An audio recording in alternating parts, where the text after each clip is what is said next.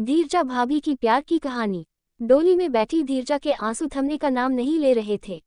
सभी सोच रहे थे आजकल की लड़कियां भी क्या विदा होते समय इतना रोती है। आज का जमाना तो बाय बाय करके विदा हो जाने का है। फिर धीरजा को क्या हुआ है? बड़ी बहन कलिका तो उसे बार बार यही समझा रही थी कि क्यों इतना परेशान हो रही है। अच्छा ही तो है, क्या मिला है उसे इस घर से? नरक ही तो भोग रही थी अब तक यहाँ। पति का घर स्वर्ग समान होगा और न हो तो बनाने का प्रयास करना। यही तो वह संसार होता है जिसकी हर लड़की कामना करती है, जिसको पाने के लिए व्रत उपवास करती है। कितने ही सपने संजोती है इस छोटे से संसार के, और फिर पति के घर आकर साधिकार उन्हें साकार रूप देने की कोशिश करती है। पर धीरजा के आंसुओं का सबब तो कुछ और ही था।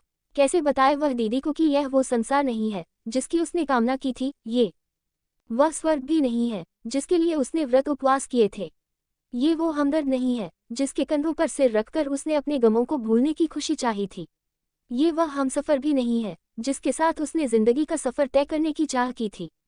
उसका वह संसार तो लुट गया है, उसका स्वर्ग सिसकियों तले दब गया है। नहीं, वह दीदी को ये सब नहीं बताएगी। उसके दुख की अभिव्यक्ति तो उसके आंसू कर रहे हैं जिनकी मुख भाषा पढ़ने में कोई भी समर्थ नहीं है। कोने में चुपचाप खड़ा श्री शायद उसके मन की बात समझ रहा था, पर वह सामने कैसे आता? धीरजा ने ही तो मना किया था। धीरजा को तो मालूम भी नहीं था कि श्री खंभे की ओर से उसे देख रहा है। माँ से तो कुछ भी कहने का प्रश्न ही नहीं उठता। उन्होंने तो उस समय भी कुछ नहीं सुना जब दीपक के आने पर मात्र 6 साल की बालिका से माँ का आंचल छिन गया था। उसके हिस्से की लोरी माँ ने दीपक के कानों में उंडेल दी थी। 10 साल की कलिका एकाएक बड़ी हो गई थी, तब वह उसे अपने गले से लगा धीरे धीरे थपकी देकर अपने पास सुलाने लगी, और फिर एक एक करके माँ की सारी जिम्मेदारियां उसकी ओर बढ़ने लगी, जो सुबह 5 बजे पानी भरने से आरंभ होती और झाड़ू पोंछा, सुबह का नाश्ता, स्कूल, बर्तन साफ करना, शाम को खाने में माँ का हाथ बटाने जैसी तमाम टेढ़ी मेरी पथरीली राहों से गुजरती हुई बिस्तर पर पहुंचकर ही खत्म होती। और हाँ, इस बीच उसे धीरजा को नहलाना, तैयार करना, नाश्ता कराना आदि कार्यों के साथ कितने ही बहाने बनाते हुए उसे माँ की डांट से बचाना भी होता था। ये सब उसकी 24 घंटे की दिनचर्या का ही हिस्सा था। 2 पुत्रियों के बाद 2 पुत्रों की जन्मदात्री का पारिवारिक दर्जा कुछ ज्यादा ही ऊंचा हो गया था, इसीलिए उनका अधिकार क्षेत्र निरंतर बढ़ता जा रहा था और पिता उसी गति से असहाय होते जा रहे थे। इसीलिए जब वो समाज की दृष्टि में स्वयं को हीन बनाने वाली सुपुत्रियों पर अपना कार्यभार शनह बढ़ाती रही, तो पिता के पास उसे अनदेखा कर स्वीकारने के अलावा कोई विकल्प नहीं रहा। न ही उन्होंने कुछ ऐसा महसूस किया। एकाएक पुत्रियों के प्रति अपने कर्तव्य से वो अनभिज्ञ सी हो गई। ममता की शाखा एक ही ओर से फलती फूलती रही, दूसरी ओर से उसके निरंतर सूखते रहने का उन्हें कोई दुख भी नहीं था। बड़े होने के साथ साथ ये सब कलिका की आदत में शामिल हो गया था। धीरजा भी बढ़ती उम्र के साथ घर के वातावरण और माँ के स्वभाव में आए परिवर्तन को समझने लगी थी। दीदी के नक्शे कदम पर चलते हुए अब वो दीदी का हाथ बटाने लगी थी। इस तरह दीदी को थोड़ा आराम मिल जाता।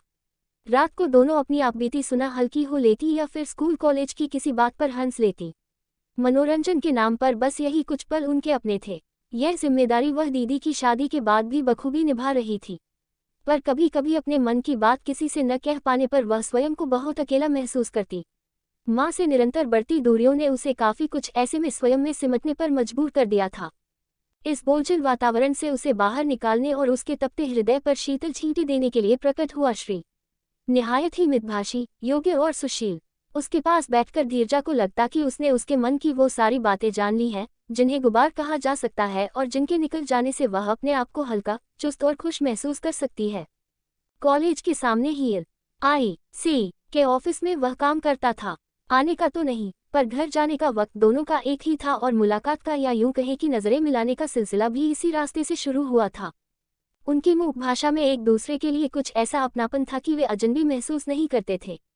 यही अपनापन उनके करीब आने का सबब भी बना। बस की धक्का मुक्की के बीच श्री का उसे बचाना या धीरजा को अपनी सीट दे देना या फिर धीरजा द्वारा उसके लिए सीट का रोक लेना, यही से आरंभ हुआ था दोनों में बातचीत का सिलसिला। इन्हीं रोज की थोड़ी थोड़ी बातों से श्री उसके बारे में काफी कुछ जान गया था और उसमें उसके प्रति प्यार के साथ साथ कुछ सहानुभूति के बीज भी अंकुरित हो आए थे। शायद इसीलिए वो धीरजा का कुछ ज्यादा ही ख्याल रखने लगा था। धीरजा का प्यार परवान चढ़ने लगा था, पर मन में कहीं शंका भी पनप रही थी। वो माँ के सामने ये प्रस्ताव रखने की हिम्मत नहीं जुटा पा रही थी। नौकरीशुदा होने के बावजूद विवाह में हो रहे विलंब का कारण श्री नहीं जान पा रहा था। धीरजा ने धीरे से उससे इस समस्या का हल चाहा, पर माँ ने तो जैसे उल्टी दिशा में ही चलने का निश्चय कर लिया था। दोनों के लाख मनाने पर भी वो नहीं माई, तो बस नहीं ही माई। पिता ने बेटी से बस इतना कहा, मेरी इज्जत तुम्हारे हाथ में है बेटी, तुम्हारी माँ से तो मैं यह आग्रह भी नहीं कर सकता। और धीरजा ने अपना सिर झुका लिया था। श्री के उसके साथ भाग चलने के प्रस्ताव को उसने पिता की इज्जत के लिए हवन कुंड में डाल दिया। श्री से हुई अंतिम भेंट के वक्त कितनी ही बार उसने अपने आंसुओं को पोंछा था। पिता की बेबसी के आगे उसकी अपनी चाहत गौण हो गई थी। श्री ने न चाहते हुए भी धीरजा के लिए उसकी बातें भारी मन से स्वीकार कर ली थी। विवाह में उपस्थित होने का आग्रह करते हुए धीरजा ने उससे विनती की थी कि विदाई के समय वो वहां न रहे तो विदाई का गम शायद कुछ हल्का हो जाएगा।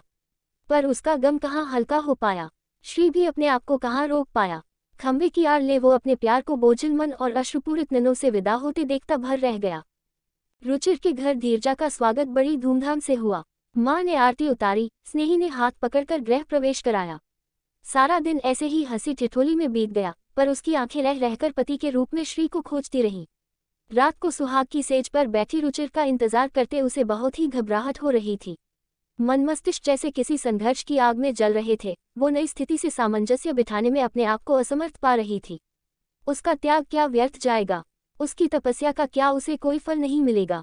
उसने अपनी मनः शक्ति को अपने आप में समाहित किया और एक दृढ़ संकल्प लिया, मैं तन मन धन से रुचिर की होकर रहूंगी। उसके और उसके परिवार के लिए मैं सदैव कुछ भी करने के लिए तत्पर रहूंगी। अपनी पिछली जिंदगी याद कर उसका मातम मना, अपनी और रुचिर की जिंदगी में जहर नहीं घोलूंगी।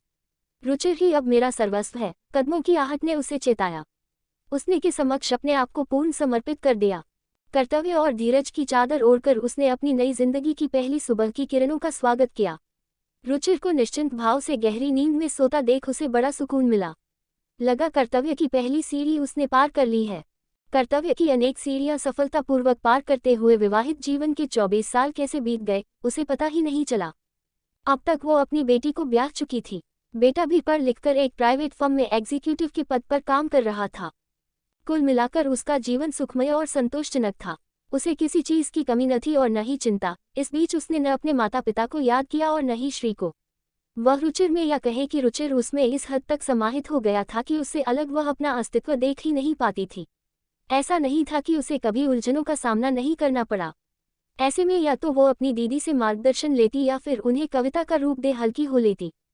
पिता के पत्र से उसे मालूम हो गया था कि सागर सपरिवार दुबई जाकर बस गया है।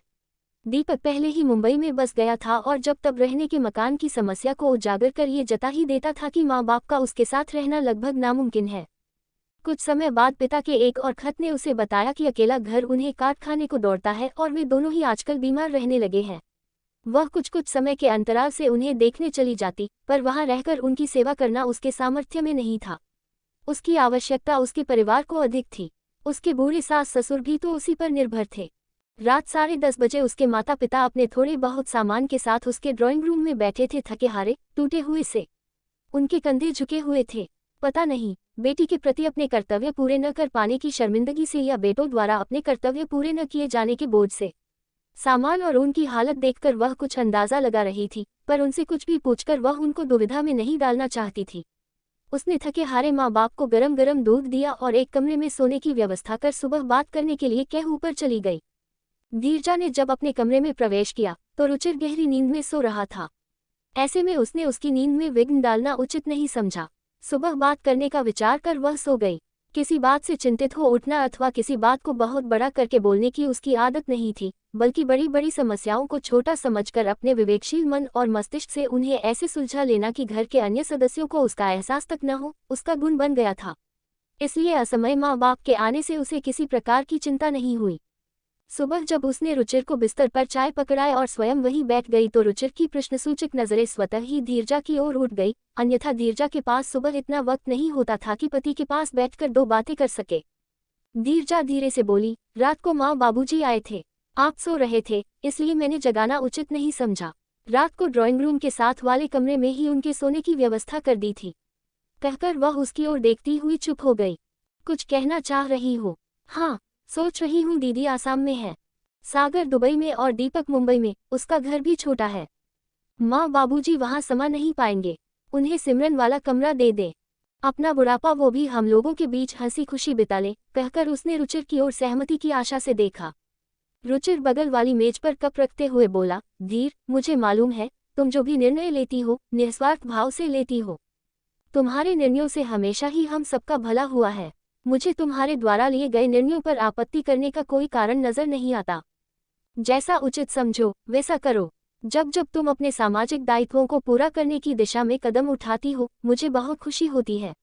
लगता है तुम मेरे दायित्व पूरे कर रही हो, इसीलिए शायद मैं सब ओर से इतना निश्चित हो गया हूं कि किसी चीज का ख्याल ही नहीं रहता। सच मानो तो तुम्हें पाकर मेरा सिर गर्व से ऊंचा हो गया है। ये कहने की बात नहीं है, इसलिए ये बात मैं तुम पर प्रकट भी नहीं करता, पर हृदय में सदा ऐसा ही अनुभव करता हूँ। धीरजा ने संतोष की सांस ली। आज पहली बार उसने अपने बेटी होने पर गर्व महसूस किया। बेटी होना सार्थक लगा उसे। जिंदगी में पहली बार उसने स्वयं को माँ के इतना निकट पाया कि वो उनकी अंतरात्मा की टीस सुन पा रही थी, उनके हृदय पर हुए आघातों के घावों को देख पा रही थी।